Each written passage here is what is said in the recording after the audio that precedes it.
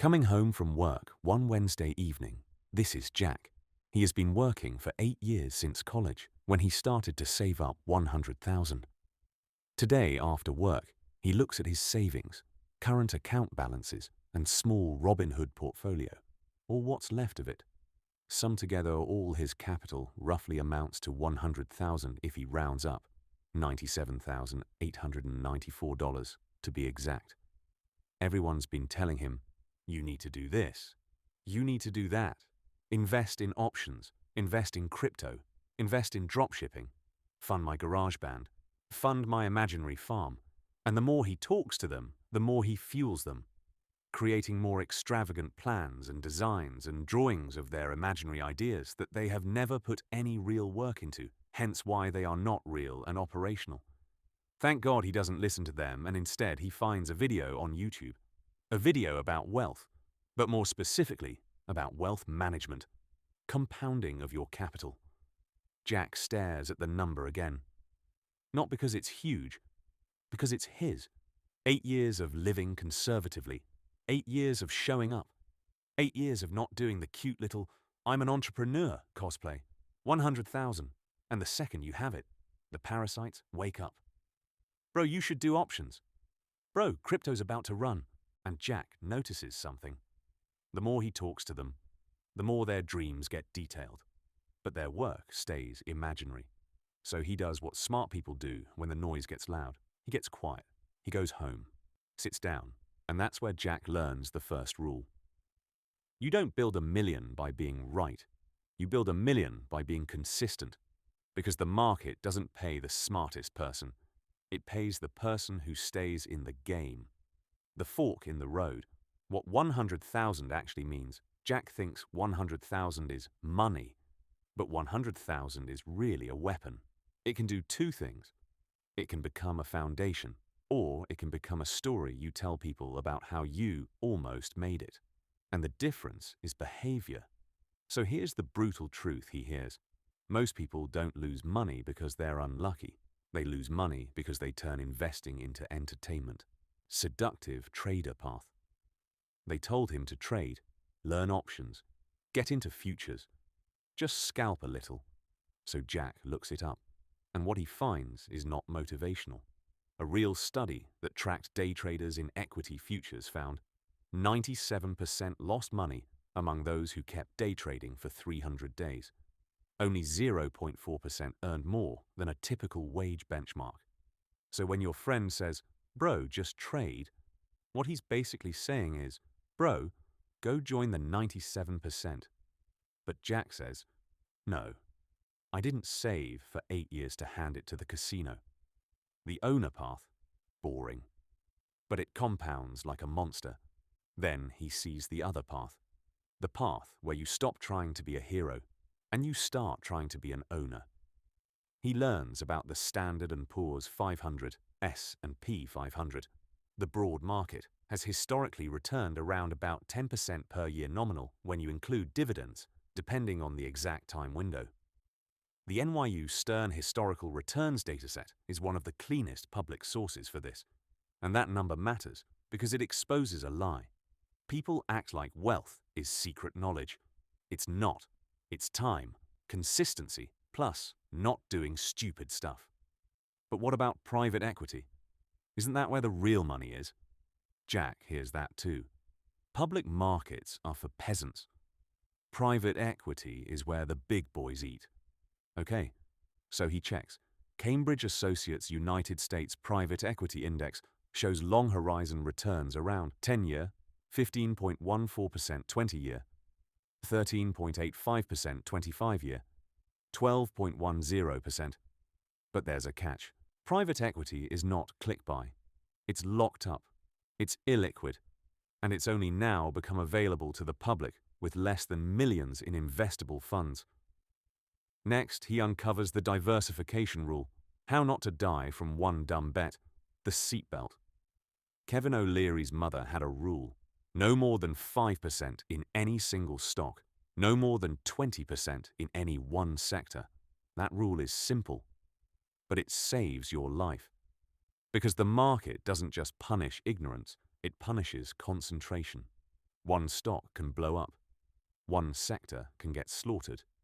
Diversification is not fear, it's wisdom. After his mom passed and he checked the account, he was blown away with the millions of dollars she had compounded and generated. Room is quiet, like he's finally out of the noise. History says, Jack, if you're scared of the market dropping, your fear is unfound. You're scared because nobody taught you the cycle. So he pauses, opens a fresh note, and titles it, The Cycle Never Changes. Bulls pay you. Bears test you. Bull markets are the reward for patience. Bear markets are part of how it happens. And then the numbers hit him. Fidelity's long-run timeline shows the average bull market lasted 52.8 months, about 4.4 years, and returned 152.6%. The average bear market lasted 11.3 months and dropped 32.1%. Jack stops. He can't believe his eyes. Most people panic because they see red. They're missing the fact that a bear market is just part of how the market increases in the long run. Jack always heard that bears were rare. But when he actually reads the data, it's more like, bears are periodic. Bulls are the norm. Fidelity's broader history says since 1872, there have been 26 bear markets and 26 bull markets, and the median bear is about a quarter the length and 1/5 the size of the median bull. And that's the psychological trick. You experience the bear in real time, but you only see the bull in hindsight. Your feelings lie to you. History doesn't. You're not investing in a straight line. You're investing through earthquakes, but to a crystal clear destination, the compounding of your capital. So Jack pulls up the receipts, and he finds a table that documents the biggest drops in the Standard & Poor's 500 and how long the market took to climb back to the old high. And the numbers don't lie. 1929, crash and Great Depression, minus 86%. Recovery, 8,148 trading days. 1937, recession, minus 54%. Recovery, 2,868 trading days. 1973 to 74, bear market, minus 48%. Recovery, 1,507 trading days. Dot-com bubble, 2000 to 2002, minus 49%. Recovery, 1,203 trading days.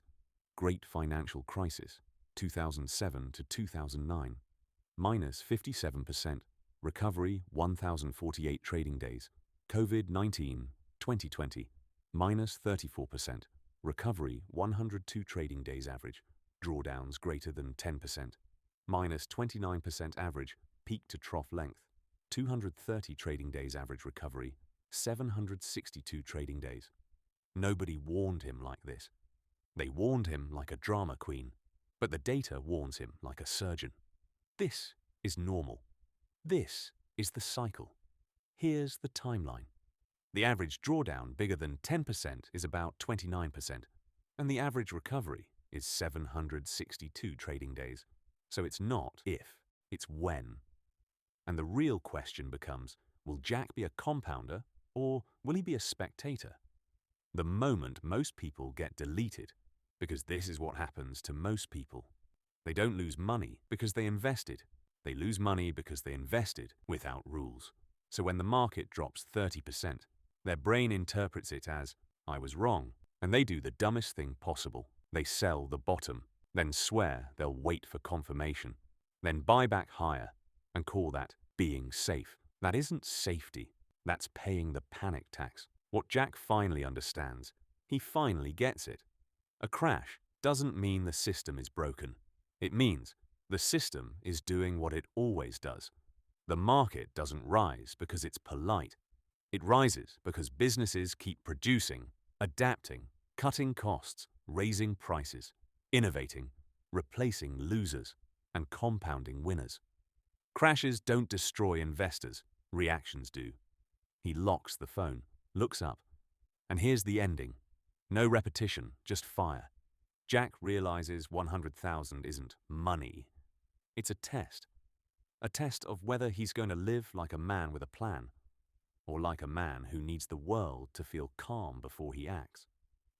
So he makes the decision that separates everybody. He stops searching for the perfect moment and starts building the perfect system. Because the truth is simple. The best time to invest was yesterday. The next best time is now. And the worst time is tomorrow. Jack opens his brokerage app, not to trade, to automate, not to chase a ticker, not to make a play, to do something most people never do, to separate his life into two buckets, because he realizes $1 million isn't built by bravery, it's built by structure. So he writes at the top of a new page, foundation money, growth money. And he decides foundation money is the money that protects his sleep. Growth money is the money that compounds his future. If those two get mixed, you don't invest. You panic. Step 1, the split. This is where 90% of people fail. Jack doesn't start with returns. He starts with survival. Because if one unexpected expense forces you to sell investments, your compounding gets interrupted. And interruption is death. So he sets the rule. Foundation money equals the money that makes me unsellable. Rent, food, emergencies, random life problems. He chooses a number that makes him feel calm. Not perfect, just calm. Because if he's calm, he stays invested. If he's anxious, he sells. That's the whole game. So he creates 2 accounts. Account A, sleep account, foundation. Account B, compounding account, growth. And from this point forward, Jack doesn't invest when he feels like it. He invests because the system says so, and he's dedicated himself to the compounding wealth system. Step 2, automation, the richest feature nobody uses. Then he does the most unsexy, highest power move on earth. He sets up automatic contributions because he knows the truth. If investing requires motivation, it will fail. So he sets auto deposit every payday or every week. Auto buy, same day, same time, no thinking. He removes choice. Choice is where emotions sneak in. Automation is how you beat your own brain that might at times be trying to protect you by running for the fences in fear of death. But at times, that is the precise time you need to remain still to grow. And then he makes a second rule. I only check my account on one day per week. Because daily checking turns investing into entertainment again. And entertainment is exactly what deleted everyone around him. Step 3, allocation. Simple, strict, boring. Now he builds the skeleton, not a hot portfolio, a portfolio that survives. He remembers Kevin O'Leary's mother rule, no more than 5% in any single stock, no more than 20% in any sector. So he decides if he ever buys individual names, they live inside a small sandbox. Because this is not about being right. It's about not dying and growing with what grows naturally. So he builds it in layers. Layer 1, the core, the compounding engine, broad market exposure, boring, reliable, repeatable. Layer 2, the satellites, small, capped categories he believes in. Layer 3, the sandbox, tiny and contained, the place where curiosity can exist without destroying his future. And he sets a law. My core never gets touched. The sandbox can be wrong. The core will keep compounding. Step 4. Now the million math. This is where it clicks. Jack doesn't want motivation. He wants inevitability. So he runs simple scenarios, not fantasy, just math. He opens a calculator and says, okay, if I'm consistent, what happens? Scenario A, 100,000 alone, no extra contributions. If 100,000 compounds at a long-run stock-like rate, around 10% nominal as a rough anchor, here's the shape. In approximately 7 years, it roughly doubles. In approximately 14 years, roughly 400,000. In approximately 21 years, roughly 800,000. That's not a promise. That's the compounding curve. Scenario B, 100,000 plus steady monthly contributions. This is the real engine. Then he sees the cheat code. The million is usually not one big bet. It's a base plus a stream. So he tests 3 contribution levels. $500 per month turns into approximately $261,000 in 7 years, approximately $585,000 in 14, approximately $1.24 million in 21. $1,000 per month, approximately $322,000, approximately $767,000, approximately $1.66 million. $2,000 per month, approximately $443,000, approximately $1.13 million, approximately $2.51 million. And he learns the truth. Your monthly contribution is a steering wheel, and time is the accelerator. So he writes, the goal isn't to pick better. The goal is to contribute longer. Because here's what most people miss. At first, your contributions do the heavy lifting. Later, compounding does. That's why the early years feel slow. You're not behind. You're just early, and now is always the best time to start. Step 5. The million timeline, the part that makes it real.